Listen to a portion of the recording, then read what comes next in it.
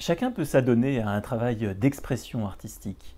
C'est même quelque chose d'extrêmement vivifiant, quelque chose qui va nous apporter à chacun d'entre nous. Mais au-delà, peut-on dire que chacun peut être dans une démarche de création artistique à partir du moment où il y a expression? Cela pose la question de l'évaluation de ce que l'on fait. Il y a forcément une part d'évaluation des productions qui vont permettre ou non d'aller à la rencontre d'un public, d'exposer des œuvres, de les montrer comme des œuvres à part entière. Or souvent, lorsqu'on parle de handicap, il suffit que des personnes ayant de grandes difficultés motrices et intellectuelles, ou les deux, comme des personnes polyhandicapées, fassent quelques taches de couleur sur une toile et on dit formidable, exceptionnel. On a tendance donc à survaloriser pour bien mettre à distance toutes les réticences qu'on pourrait avoir vis-à-vis de ces personnes. Mais ce faisant, finalement, on ne les juge pas sur le plan strictement esthétique. On n'entre pas dans la distinction entre ce qui est de l'ordre de l'expression et ce qui est de l'ordre de la création.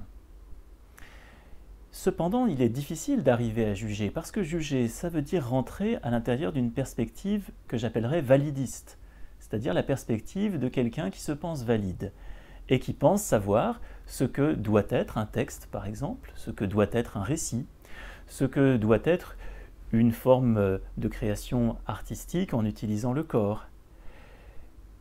Si on est normatif dans la manière d'évaluer les œuvres, alors on fait à nouveau retomber les personnes en situation de handicap dans les marges de ce que nous pouvons accepter. C'est l'inverse de ce que le travail créateur voudrait promouvoir. Bien souvent, lorsqu'on considère un récit, le fait que ce récit soit éclaté, non linéaire, non chronologique, est considéré comme une perte, un déficit. Or, on le sait, la création littéraire du XXe siècle a montré toute la fécondité du travail sur la déconstruction du texte. On voit à quel point il est difficile d'arriver à juger d'une œuvre, même si les artistes eux-mêmes le reconnaissent.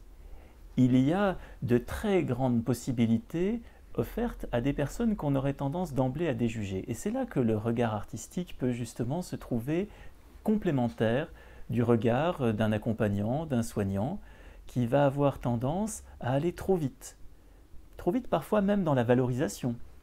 Par exemple, ce jeune homme autiste qui dessinait des portraits tout à fait intéressants, tout à fait ressemblants, et ensuite les biffait, les raturait, les rayait, pour montrer justement son impossibilité à aller à la rencontre du visage de l'autre. Eh bien, lui demander de s'arrêter en disant « mais tu vois, tu arrives à faire des choses tout à fait remarquables, pourquoi les rayer ?» Parce que pour lui, c'était justement de l'ordre de l'expression. C'était ce qu'il fallait faire. C'était sa manière de montrer la difficulté qu'il avait à aller vers le visage d'autrui. Et donc, l'arrêter dans son geste, c'était finalement l'empêcher d'aller au bout de sa démarche.